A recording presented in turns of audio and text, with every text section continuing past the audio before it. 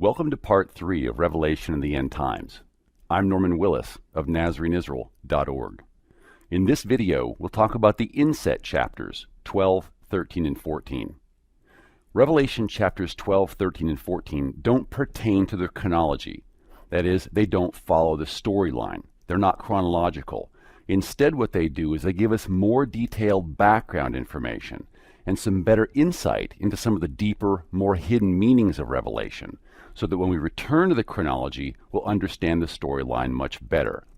As we'll see, chapter 12 will talk about the woman and child, chapter 13 talks about two beasts, and chapter 14 talks about the two harvests.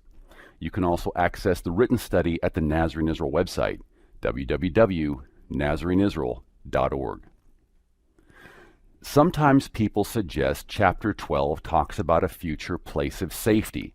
We're going to show in this presentation why this interpretation cannot work. We're also going to see why chapter 12 really talks about the first century times and how it essentially brings us up to speed on the past 2,000 years. Chapter 12 is all about the nation of Israel, and at another level, it's all about the Messiah Yeshua and his mother Miriam, or Mary. Revelation chapter 12 and verse 1 reads, "Now a great sign appeared in heaven, a woman," which is representative of Israel, or perhaps also Yeshua's mother Miriam, "clothed with the sun," which is again representative of Yeshua's spirit, "and with the moon," which represents the Torah, "under her feet, and on her head a garland of 12 stars," which represent the 12 tribes. "Then being with child," which would be a reference to Yeshua, "she cried out in labor and in pain to give birth. And another sign appeared in heaven. Behold, a great fiery red dragon," which refers to Satan or Rome, "having 7 heads and 10 horns, and 7 diadems on his heads. And his tail drew 1/3 of the stars of heaven and threw them to the earth," which may be a reference to Satan's rebellion. "And the dragon," referring to Rome, "stood before the woman, who was ready to give birth, to devour her child as soon as it was born." Historically, the Roman legions went into battle with what they called the Roman Draco, and this was either a red or a purple dragon. Verse 5, "She bore a male child," referring to Yeshua, "who was to rule all nations with a rod of iron. And her child was caught up to Elohim and to his throne." Now we know this can't be the elect, because we saw the elect stays on earth during the tribulation, because the tribulation is cut short for the elect's sake. Verse 6, "Then the woman fled into the wilderness, where she has a place prepared by Elohim, that they should feed her there for 1,260 days. And in this particular instance, this is going to refer to 1,260 years. We're going to take a look at Daniel 7:25, where the saints, referring to Israel, were given into the Pope's hand for a time, times, and half a time, or 1,260 years. There may be other fulfillments as well. But turn in your scriptures to Daniel chapter 7 and verse 25. It says, "He," referring to the Pope or the papacy, "shall speak pompous words against the Most High. He shall persecute the saints of the Most High, and shall intend to change the appointed times," meaning the festival days, "and the Torah," or the law. "Then the saints shall be given into his hand for a time, and times, and half a time." In 325 CE, at the Council of Nicaea, the Roman Emperor Constantine declared Torah-keeping to be illegal, and hence the original Nazarene Israelite faith was declared illegal. If we take 325 CE and add 1,260 years to it, it comes out to be approximately 1,585 CE. This is about the same time as England defeated the Spanish Armada, which was poised to crush Protestant England. However, the place of safety theory tells us that this is still a future fulfillment, in which the woman is Israel and the child is the elect, or the 144,000. It says that these are all taken out to a place of safety for 1,260 literal days, whether it's on heaven or on earth, while the rest of the world goes through tribulation. However, we already saw that this can't be, because the tribulation is cut short for the elect's sake, and therefore the elect has to go through the tribulation. We also know chapter 12 cannot belong to the timeline or the chronology because it comes after trumpet 7 in the timeline. And there are only 75 days in between trumpet 7 and Yeshua's return at Armageddon. There are not 1,260 days. There's only 75 days. So this theory can't work. Revelation chapter 12, returning to the story, in verse 7. And war broke out in heaven. Michael and his messengers fought with the dragon, and the dragon and his messengers fought. But they did not prevail, nor was a place found for them in heaven any longer. Now, this could have been fulfilled in the first century. In Luke chapter 10 and verse 18, Yeshua tells us that he said to them, I saw Satan fall like lightning from heaven. Verse 9. So the great dragon was cast out, that serpent of old, called the devil and Satan, who deceives the whole world. He was cast to the earth, and his messengers were cast out with him. Then I heard a loud voice saying in heaven, Now salvation and strength and the kingdom of our Elohim and the power of his Messiah have come. For the accuser of our brethren, who accused them before our Elohim day and night, has been cast down. And they overcame him by the blood of the Lamb and by the word of their testimony, and they did not love their lives to the death. What does it mean not to love our lives unto the death? What this means, brothers and sisters, is do we trust Yahweh with our life? We have to trust him. No matter what happens during the tribulation, whether we live through the tribulation and are part of the elect, or whether we're taken out during the tribulation and we become part of the great multitude dressed in white. Either way it happens, no matter what happens, we'll be okay, just so long as we trust in him and hear and obey his voice. Revelation 12 and verse 12. Therefore rejoice, O heavens, and you who dwell in them. Woe to the inhabitants of the earth and the sea, for the devil has come down to you, having great wrath, because he knows he has but a short time.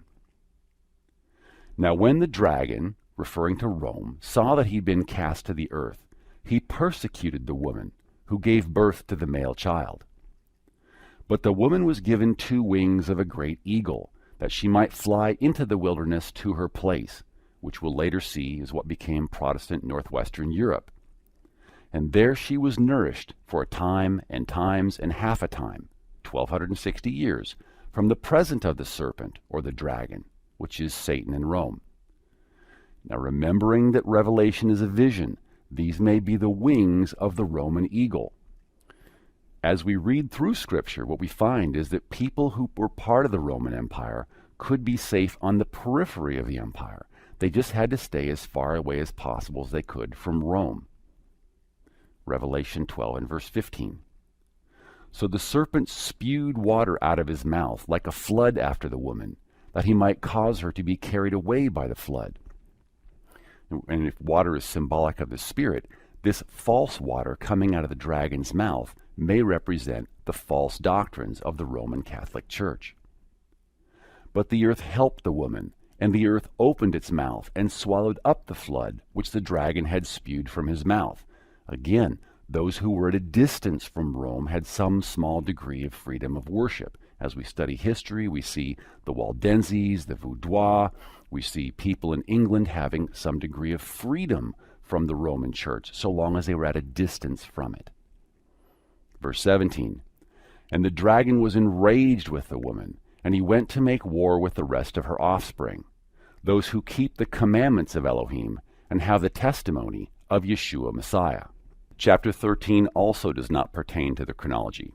It describes the same beasts as in Daniel. What we're going to see is that a beast is a satanic empire system. Referring to the chart, we're going to see we have 5 faces of one historical beast. It's the exact same beast, but it presents itself. It's a satanic beast, and it presents itself in different ways at different points in time in history. We're going to see Nebuchadnezzar's vision, where the head of gold is the Babylonian Empire, or Iraq. The chest and arms of silver are going to be Media Persia, or Iran. The belly and thighs of bronze is going to be Alexander the Great's Macedonian Empire, or Greece. And this Macedonian Empire is going to extend eastward into India. Then we're going to see two legs of iron, which are going to refer to the Roman Empire. Now, historically, it's very interesting. We see both eastern and western legs of the Roman Empire. It's going to be very important to understand this point, because at the end of the two legs of iron are 2 feet of iron mixed with clay. And these are Christianity and Islam. And we're going to see a very important relationship between the eastern and western legs of the Roman Empire and Christianity and Islam.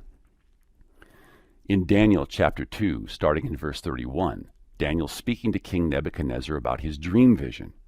And he says, "You, O king, were watching, and behold, a great image. This great image, whose splendor was excellent, stood before you, and its form was awesome.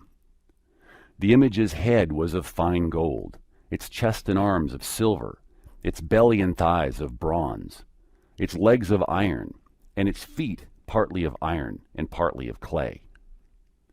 You watched while a stone was cut out without hands, which struck the image on the feet of iron and clay, and broke them in pieces. Then the iron, the clay, the bronze, the silver, and the gold were crushed together, and became like chaff from the summer threshing floors." This is going to happen at trumpet 7. "And the wind carried them away, so that no trace of them was found. And the stone that struck the image became a great mountain that filled the whole earth." Verse 36, "This is the dream. Now we will tell the interpretation of it before the king. You, O king, are a king of kings, for the Elohim of heaven has given you a kingdom, power, strength, and glory. And wherever the children of men dwell, or the beasts of the field and the birds of the heaven, he has given them into your hand, and has made you ruler over them all. You are this head of gold. But after you shall arise another kingdom, inferior to yours, and then another, a third kingdom of bronze, which shall rule over all the earth." And we're going to take a look at that phrase, all the earth, in a moment. "And the fourth kingdom shall be as strong as iron," symbolic of Rome, "inasmuch as iron breaks in pieces and shatters everything, and like iron that crushes, that kingdom," referring to Rome and also to Islam, "will break in pieces and crush all the others.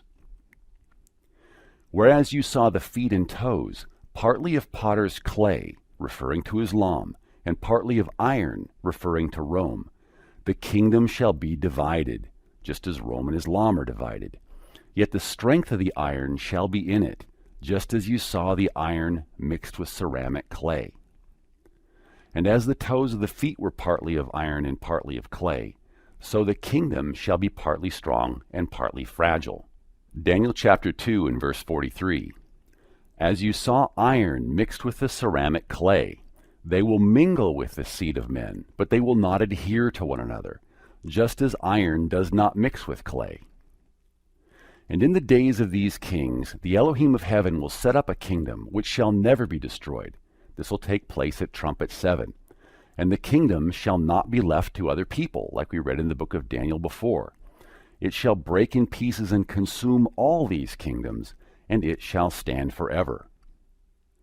Inasmuch as you saw that the stone was cut out of the mountain without hands, and that it broke in pieces the iron, the bronze, the clay, the silver, and the gold, the great Elohim has made known to the king what will come to pass after this. The dream is certain, and its interpretation is sure." Again, these are just 5 historical faces of the same Babylonian Empire system. They all focus on power, money, and control over other men instead of focusing upon serving Yahweh.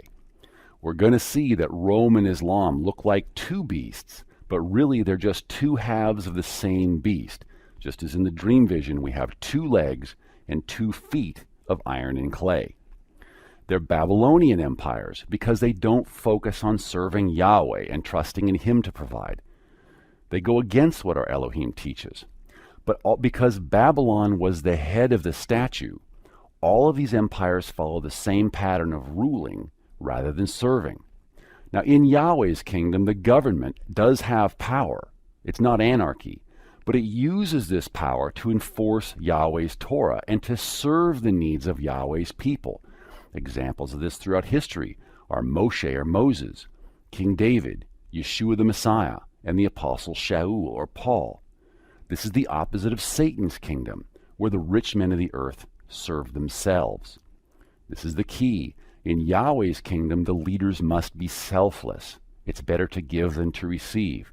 In Satan's kingdom, the leaders are selfish. They consider it's better to receive than to give. Right now, because we haven't reached trumpet 7 yet, Satan still rules. It's like everything's been turned upside down, and everything's presently broken. But at trumpet 7, Yahweh's going to turn the world back right side up again. Satan's kingdom is going to be broken apart, just like we saw in Nebuchadnezzar's dream. The image is going to be smashed on the feet, and the whole statue, the whole Babylonian system is going to come crashing down. With a great earthquake, there's going to be a tremendous amount of societal change. That is the point in time when Yeshua is going to rule through us as his people by his Spirit. Let's take a look at the western and eastern legs of the Roman Empire, because it's going to show us something very important. The third iteration of the beast was Greece.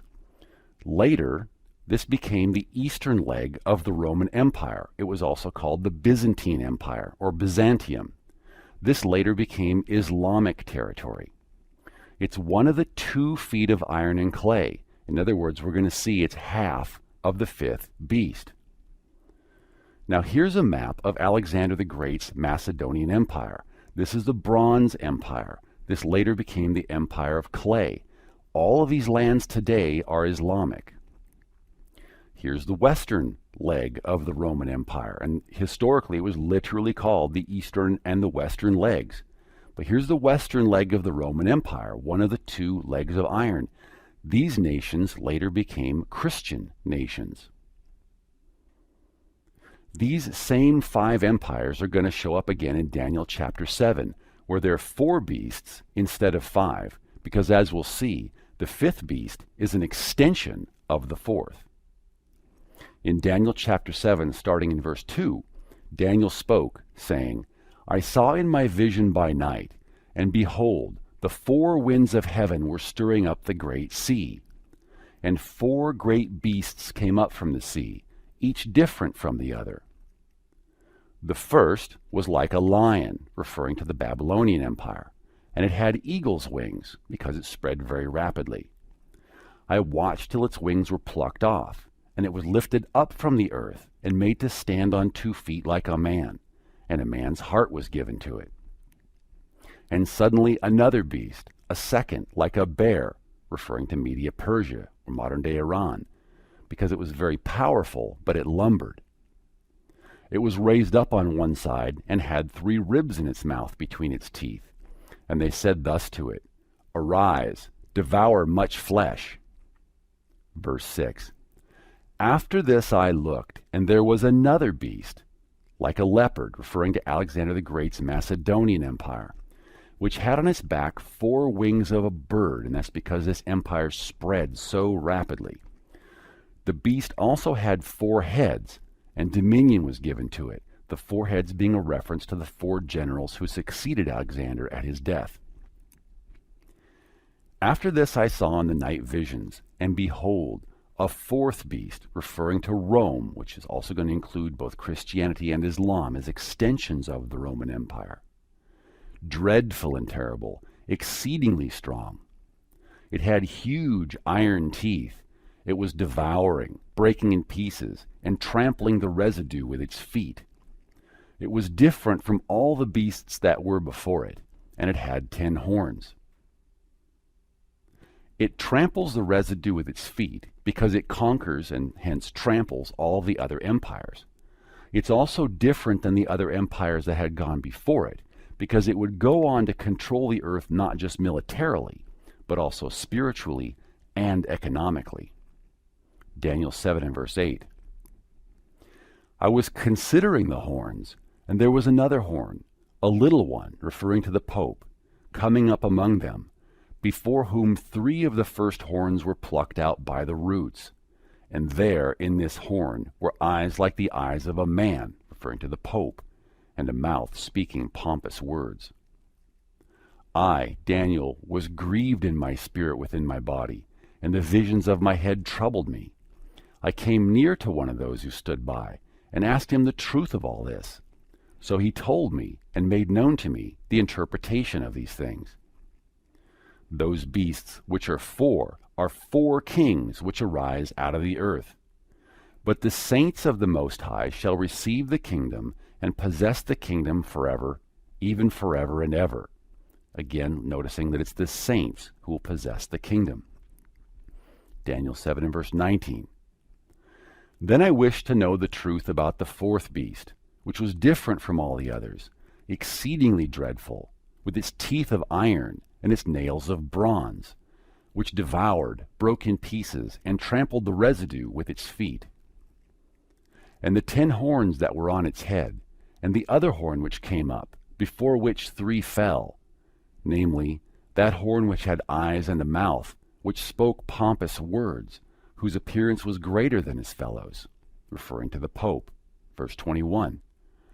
I was watching, and the same horn was making war against the saints, and prevailing against them, until the Ancient of Days came, and a judgment was made in favor of the saints of the Most High, and the time came for the saints to possess the kingdom. So once again, notice it's the saints who possess the kingdom. Thus he said, the fourth beast shall be a fourth kingdom on earth, which shall be different from all other kingdoms, and shall devour the whole earth, trample it, and break it in pieces. Rome and Islam are different because they're spiritual powers, not just military ones. Many nations follow Christianity and Islam. So together, Christianity and Islam have a confusing push-pull or a tug-of-war effect on the inhabitants of the earth. Daniel 7 and verse 24. The 10 horns are 10 kings who shall arise from this kingdom, and another shall rise after them. He, referring to the little horn or the Pope, the papacy, shall be different from the first ones, and shall subdue 3 kings. He shall speak pompous words against the Most High. He shall persecute the saints of the Most High, and shall intend to change the appointed times or the days of worship and the Torah. Then the saints shall be given into his hand for a time, times, and half a time. Scholars debate who the 10 kings are, but many point to the European Christian kingships, whose power and authority historically came from the Pope. We'll see more about that in Part 8. These European Christian kingships then went forth conquering and to conquer, and from there we get the white horse. Now let's take a close-up at Daniel chapter 7 and verse 39, and specifically the phrase, all the earth. In verse 39 we're told, but after you shall arise another kingdom inferior to yours, then another, a third kingdom of bronze, referring to Alexander the Great's Macedonian Empire, which shall rule over all the earth. In Aramaic, Daniel was written in Aramaic, the phrase is Bakol Ara'ah. In Hebrew, this would be Bakol Haaretz, referring to all the earth. But from a Middle Eastern perspective, this isn't necessarily a reference to the globe. All the earth refers perhaps to the whole world as perceived from the standpoint of ancient Israel. In other words, it's a reference to the Middle East. So we have to keep this in context. Now, to truly understand the fourth and or the fifth beast, we need to understand the relationship between Islam and Christianity. Islam and Christianity have many similarities. If we look closely, even the symbols used to represent them look the same. Islam has minarets, Christianity has steeples. Islam has domed cupolas with points on top. Christendom has cupolas with points on top. There's also symbols of the sky or the sun, the moon, and the stars representing them, shining lights, shining heavenly objects. There's further similarities between Christianity and Islam. Both of them relocate the capital of faith away from Jerusalem. Both of them have changed the Torah, or the law. They've changed the days of worship. Both Christianity and Islam follow the words of the most recent prophet. Islam follows the words of Muhammad. Christianity follows either the words of the Pope and or the Apostle Paul, instead of following Elohim's words. And in fact, Judaism does this also.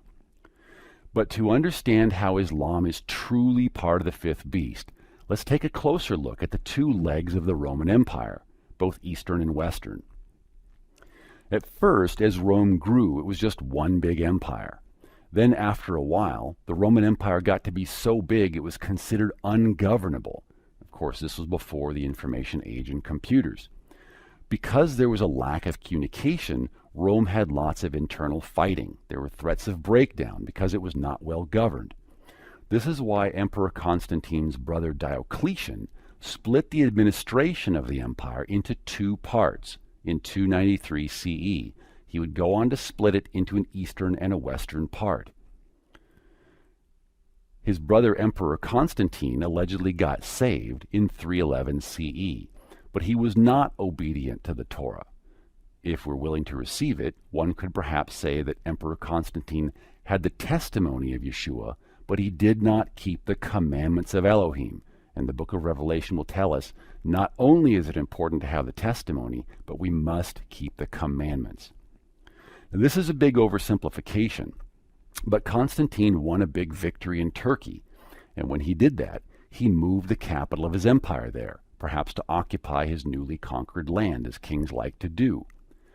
So in 325 CE, there was the Council of Nicaea, in which Emperor Constantine outlawed Torah obedience. Then 5 years later, in 330 CE, Constantine moved his capital to Byzantium. He called the new city Constantinople. Today it's Istanbul in Turkey. But here's a map showing how Constantine moved his empire, his headquarters, from Rome to Istanbul. We notice some very important things if we just sort of track the progression historically. Byzantium, or Constantinople, now called Istanbul, it used to be a Catholic capital as the eastern leg of the Roman Empire. Then it became a Byzantine capital, was the eastern leg of Rome, and today it's an Islamic capital. And as we watch, this is going to be an important pattern, as the eastern half, the eastern leg of the Roman Empire, or what used to be Alexander the Great's Macedonian Empire, has now today become Islamic. As Byzantium slowly succumbed to the Islamic conquest, there were counterattacks by the Christian West, and this is where the Crusades come from. The Catholic Knights Templar tried to retake Jerusalem in a series of several wars, or crusades. Interestingly, things we have to see with spiritual vision, if we're willing to accept it. Studies of histories reveal that the Catholic Knights Templar also had secret rituals in which they worshipped Baphomet, which was a dismembered head. The name Baphomet is derived from the Prophet Muhammad. In between wars, the Knights Templar were reportedly friendly with the Muslims, much like the Pope is friendly with Islam today. In recent years, the Satanists have adopted the worship of Baphomet, whom they say is Satan. We should also discuss the allegations by Alberto Rivera, who was an ex-Jesuit priest who converted to Christianity. He alleged that the Catholic Church was the one who created Islam, and after he made these allegations, he died of food poisoning.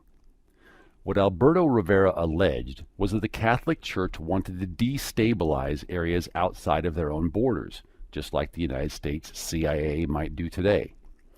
He said that they planned to use the Arab people, or the Ishmaelites, to attack both Christians and Jews beyond the Roman borders. Muhammad's first wife was named Khadijah. She was reportedly a Roman Catholic nun. The Catholic Church reportedly told Khadijah to marry Muhammad and help him develop his new religion.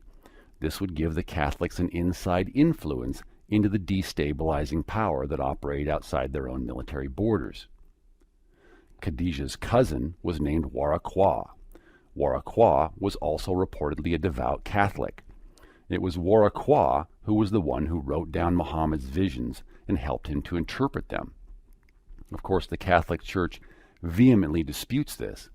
And we don't know if Alberto Rivera's reports are accurate, but they do seem to fit with what we know about Daniel chapter 7. They also seem to indicate there's a relationship between Christianity and Islam as two facets of the same beast. There are three beasts in Revelation. One, which comes up from the sea, is a composite of the beasts from the book of Daniel. The second beast, which comes up from the earth, we believe may be symbolic of the United Nations and its United Religions Initiative and the New World Order. And the third beast, which is scarlet in color, represents Satan. It's interesting to note that the first beast in Revelation that rises up from the sea has the same characteristics as the 4 or some say 5 beasts in Daniel. In Revelation 13 and verse 1, John says, "Then I stood on the sand of the sea, and I saw a beast," referring to Rome and Islam, "rising up out of the sea, having 7 heads," referring to the 7 hills of Rome and the 7 mountains of Mecca, and 10 horns, or 10 kingdoms, and on his horns 10 crowns, and on his heads a blasphemous name. Now the beast which I saw was like a leopard. His feet were like the feet of a bear, and his mouth like the mouth of a lion. The dragon gave him his power, his throne, and great authority. And I saw one of his heads as if it had been mortally wounded, and his deadly wound was healed, and all the world marveled and followed after the beast. Some people believe that the deadly wound is a reference to the Ottoman Empire in Turkey, which received a deadly wound, so to speak, when it was defeated on September 11th, 1683 at the walls of Vienna. Some believe that the attacks on the Twin Towers of 9/11 were timed because of this anniversary, sort of the Islamic world announcing that we're back. On the Roman side, this deadly wound might be a reference to the Protestant breakaway from the Catholic faith and the Protestant defeat of the Spanish Armada in 1588, which is nowadays being healed by the ecumenical movement, which is bringing all Christian sects and divisions back in under the Pope. Revelation 13 and verse 4. So they worshiped the dragon, who gave authority to the beast, and they worshiped the beast, saying, "Who is like the beast, and who is able to make war with him?" And he was given a mouth speaking great things and blasphemies, and he was given authority to continue for 42 months. Now this may be 1260 years, or it may be the same 42 months as the 2 witnesses. Then he opened his mouth in blasphemy against Elohim, to blaspheme his name, his tabernacle, and those who dwell in heaven. It was granted him to make war with the saints and to overcome them. And authority was given to him over every tribe, tongue, and nation, which could be a reference to the whole planet, but it's definitely, as a minimum, a reference to the Middle East. And we know that a new world order will be established after Seal 6. Verse 8. And all who dwell on the earth will worship him, whose names have not been written in the book of life of the Lamb slain from the foundation of the world. If anyone has an ear to hear, let him hear. He who leads into captivity shall go into captivity. He who kills with the sword must be killed with the sword. Here is the patience and the faith of the saints. Verse 11. Then I saw another beast coming up out of the earth, and he had 2 horns like a lamb, perhaps symbolic of the United Nations and its United Religions Initiative, and it spoke like a dragon, meaning Satan. Here we see the symbols of the United Religions Initiative, basically where they were trying to bring all religions together into one united religion under the auspices of the UN. This is a perfect example of what we call the Hegelian dialectic, where you have a thesis, which is good, and then you take the antithesis, which is something evil, which would be falling away from Yahweh. And then you come up with a synthesis, which is compromise with evil, which is in itself still evil because it's not purely good. Basically, in the Hegelian dialectic, you start with a good thing, then you create a crisis or a problem, and you offer a compromise solution. So anytime you see a compromise solution, it's a compromise with evil. It's not a focus on purity. This is the Hegelian dialectic in action. This is not Yahweh's way. Yahweh's way is to hold out for purity and to trust in him to deliver. Some political analysts have forwarded the idea that the Republicans and the Democrats are essentially 2 halves of the same whole. Neither one of them stands for Yahweh's purity. One party might stand for more of Yahweh's purity than the other party, but both of them are involved in a compromise deal. Likewise, if you put two or more religions together and come up with a united religion, still you do not arrive at Yahweh's purity.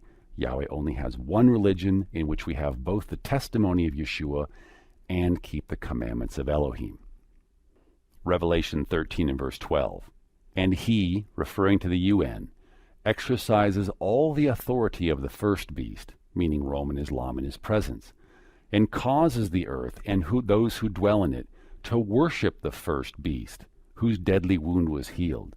So what this is telling us is the United Nations, through its United Religions Initiative, is going to cause all those who are under its power and sway to worship this combined united religion of Catholicism and Islam, which is the first beast. Revelation 13 and verse 13. He performs great signs, so that he even makes fire come down from heaven on the earth in the sight of men. And he, meaning the UN, deceives those who dwell on the earth by those signs which he was granted to do in the sight of the beast, telling those who dwell on the earth to make an image to the beast, who was wounded by the sword and lived. He was granted power to give breath to the image of the beast, meaning the creation of a united religion, that the image of the beast should both speak and cause as many who would not worship the image of the beast to be killed.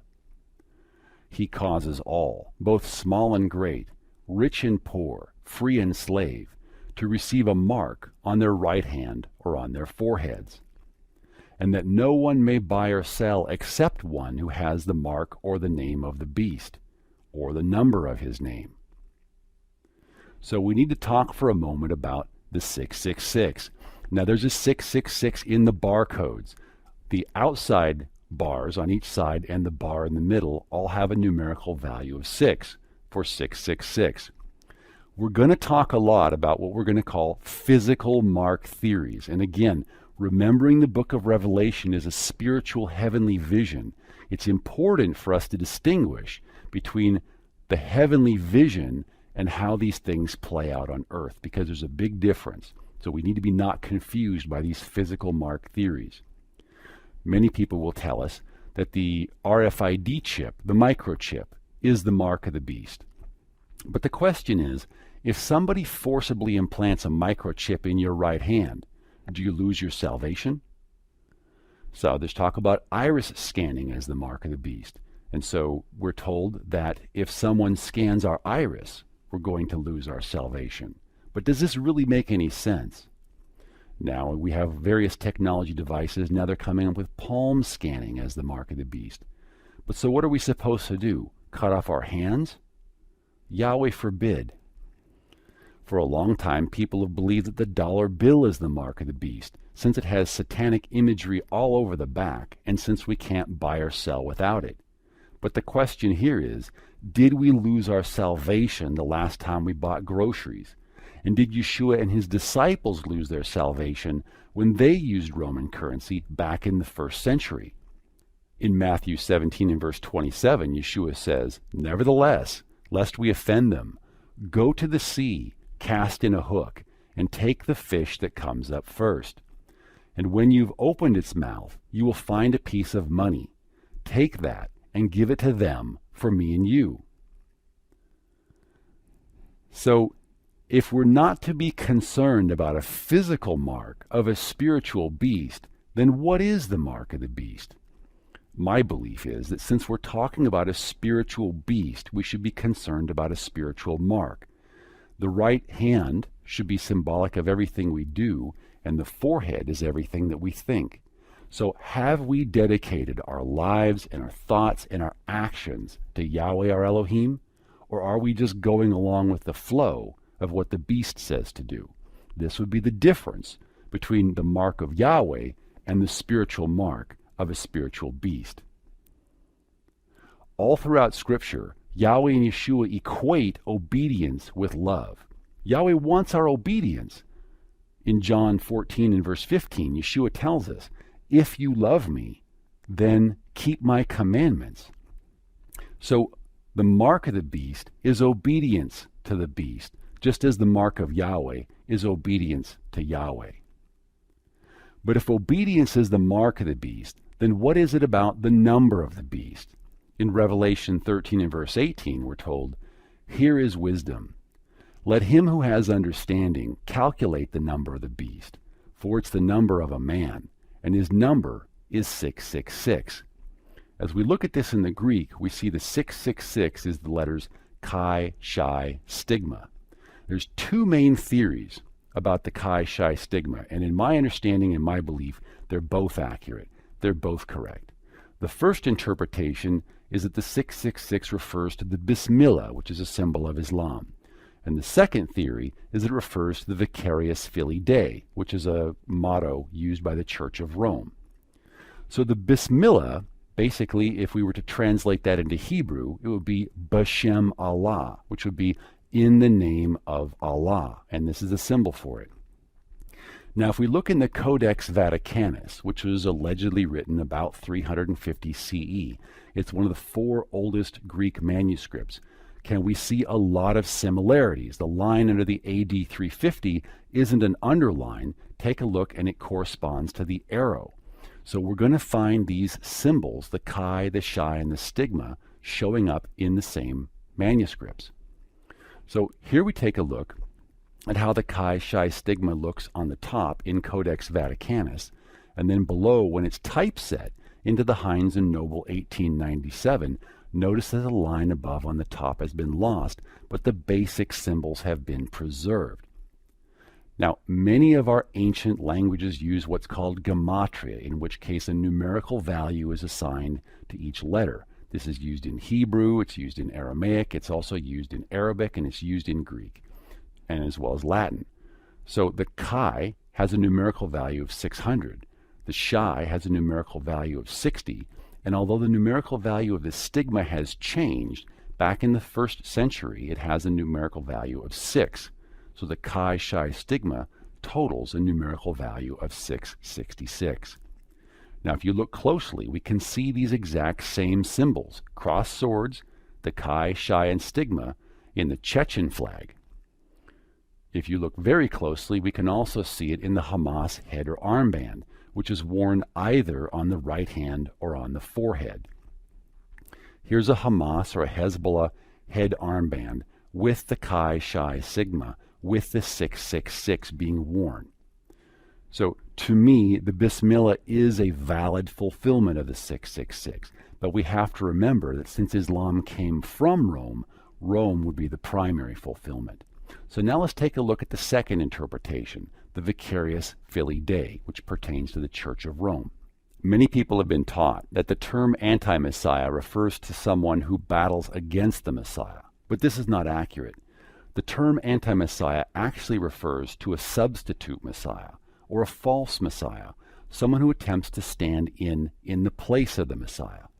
This is very important because one of the Pope's many titles is Vicarious Filii Dei, also known as the Vicar of Christ, or Christ Vicarious.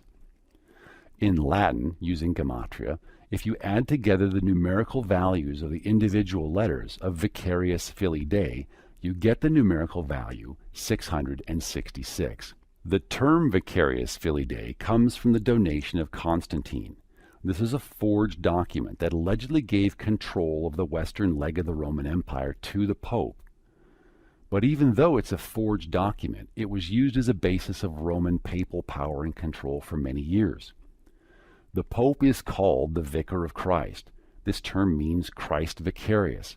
Literally, it means instead of the Messiah, or a replacement for the Messiah.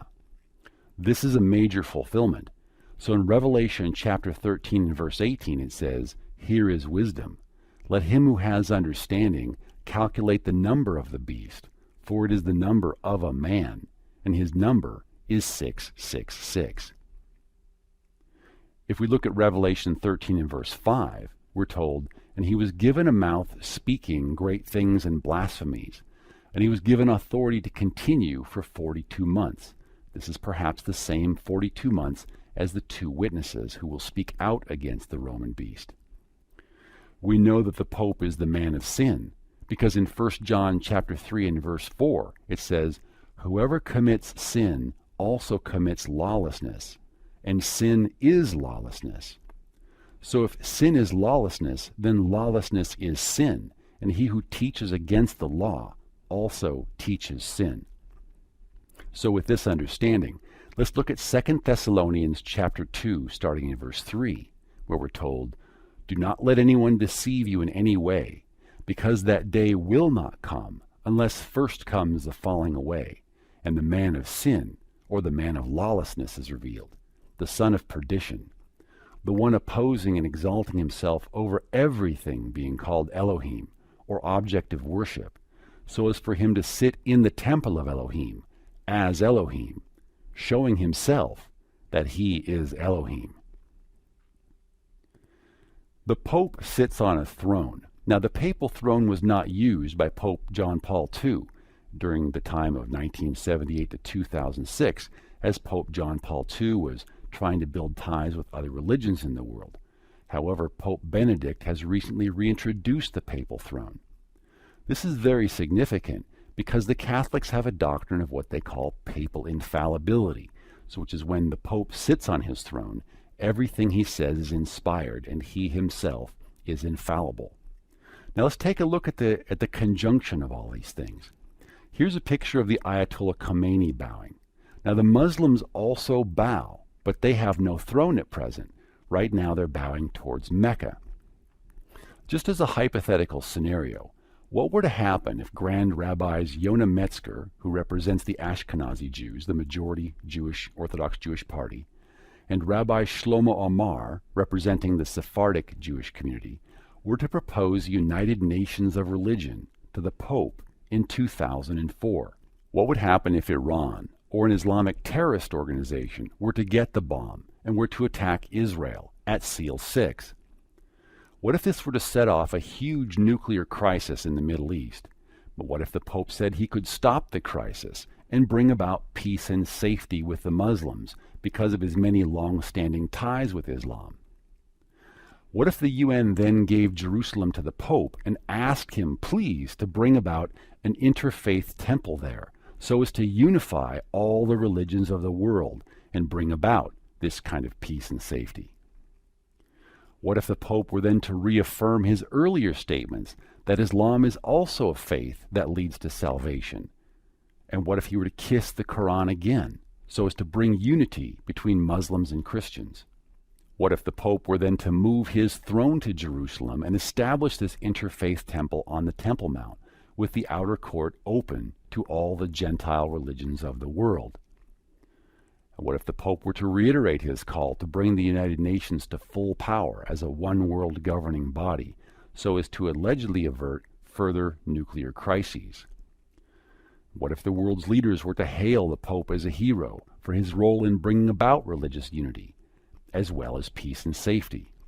Our question is, how quickly could the Pope move his throne to Jerusalem and establish an interfaith temple? The answer might surprise you. It's very, very quickly. Let's take a look for a moment at 3 temples of Jupiter, Jupiter being another name for Satan. First we have St. Peter's Basilica on the left, then we have the ancient Temple of Jupiter Stator in the center, and on the right is a mock-up of the Dome of the Rock. Notice the similarities between these 3 temples. All of them have a cupola, all of them have a peak or a nipple on the top, and all of them basically follow the exact same pattern. Now if we look inside the Dome of the Rock, we see this is the rock. It's waiting for a throne to be built on the rock. Later we're going to see that Zeus's altar, Zeus being another name for Jupiter or Satan, Zeus's altar fits right according to this sort of a horseshoe shape. Once again, 2 Thessalonians chapter 2 and verse 4, the one opposing and exalting himself over everything being called Elohim, or object of worship, so as for him to sit in the temple of Elohim, as Elohim, showing himself that he is Elohim. Chapter 14 is another inset chapter. Again, the insets are independent of the timeline, and their purpose is just to give us more information. In chapter 14, we're going to talk about the 144,000. The 144,000 are not the elect, but like Yeshua, they are first fruits to Yahweh. Yeshua was the first of the first fruits, and he died and went to be with Yahweh, and so do the 144,000. It's difficult for us to remember from the standpoint of earth, but this is an honor. In Revelation 14 and verse 1, John says, "Then I looked, and behold, a lamb standing on Mount Zion, and with him 144,000, having his Father's name written on their foreheads." Now in this particular verse, they're here on earth. But then in verse 2 we read, "And I heard a voice from heaven, like the voice of many waters, and like the voice of loud thunder. And I heard the sound of harpists playing on their harps." Again, the standpoint is still earth, because the voice comes from heaven. In verse 3, "They sang as it were a new song before the throne, before the four living creatures and the elders. And no one could learn that song except the 144,000 who were redeemed from the earth." Now in this verse, they're before the throne because they are redeemed from the earth. "These are the ones who are not defiled with women, for they are virgins. These are the ones who follow the Lamb wherever he goes. They were redeemed from among men, being firstfruits to Elohim and to the Lamb." They have to be dead because they're redeemed from among men. And since they follow Yeshua wherever he goes, when Yeshua stays in heaven, they're in heaven. And when Yeshua comes to earth, they also come to earth. Verse 5, "And in their mouth was found no deceit, for they are without fault before the throne of Elohim." "Then I saw another messenger flying in the midst of heaven, having the everlasting good news to preach to those who dwell on the earth, to every nation, tribe, tongue, and people, saying with a loud voice, 'Fear Elohim and give glory to him, for the hour of his judgment has come.'" Again, this ties to trumpet number 7. "And worship him who made the heaven and earth, the sea and springs of water." And another messenger followed, saying, "Babylon is fallen, again tying to trumpet 7, "that great city, because she has made all nations drink of the wine of the wrath of her fornication." So now we're going to see that Babylon is said to fall in Revelation 16 and verse 17, and also in Revelation verse 18. These are all parallel accountings. As we know, spiritual prophecies tend to interweave and overlap each other. And this is okay, because these are inset chapters. They're just providing more information, but this time point, all these matchups to trumpet number 7, tell us how these passages apply. "Then a third angel followed them, saying with a loud voice, 'If anyone worship the beast in his image, and receives his mark on his forehead or on his hand, he himself shall also drink of the wine of the wrath of Elohim, which is poured out full strength into the cup of his indignation. He shall be tormented with fire and brimstone in the presence of the set-apart messengers, and in the presence of the Lamb. And the smoke of their torment ascends forever and ever, and they have no rest day or night, who worship the beast in his image, and whoever receives the mark of his name.' Here is the patience of the saints. Here are those who keep the commandments of Elohim and the faith of Yeshua." Revelation 14 and verse 13. "Then I heard a voice from heaven saying to me, 'Write, blessed are the dead who die in the Master from now on.' Yes, says the Spirit, that they may rest from their labors, and their works follow them." Verse 14. "Then I looked, and behold, a white cloud, and on the cloud sat one like the Son of Man, having on his head a golden crown, and in his hand a sharp sickle. And another messenger came out of the temple, crying with a loud voice to him who sat on the cloud, 'Thrust in your sickle and reap, for the time has come for you to reap, for the harvest of the earth is ripe.' So he who sat on the cloud thrust in his sickle on the earth, and the earth was reaped." Now what we see is harvest number 1 is the grain harvest. The next harvest we'll see, number 2, fills the cups of wrath. "Then another messenger came out of the temple which is in heaven, he also having a sharp sickle. And another angel came out of the altar, who had power over fire. And he cried with a loud cry to him who had the sharp sickle, saying, Thrust in your sharp sickle, and gather the clusters of the vine of the earth, for her grapes are fully ripe. So the angel thrust his sickle into the earth, and gathered the vine of the earth, and threw it into the great winepress of the wrath of Elohim. And the winepress was trampled outside the city, and blood came out of the winepress up to the horses' bridles for 1,600 furlongs. Now again, we're talking about a period of time after the seventh trumpet. So this is when the cups are taking place, is after the seventh trumpet. And this is the wine of the wrath of Elohim. So for blood to come out of the winepress up to the horses' bridles for 1,600 furlongs, that's approximately 321 kilometers or 190 miles. Here's a map of approximately 190 miles. We know that grape juice is symbolic of blood. Yeshua himself also tells us that wine is symbolic of his blood. So perhaps the cups of wrath are filled with the blood of the great multitude dressed in white who died during the tribulation.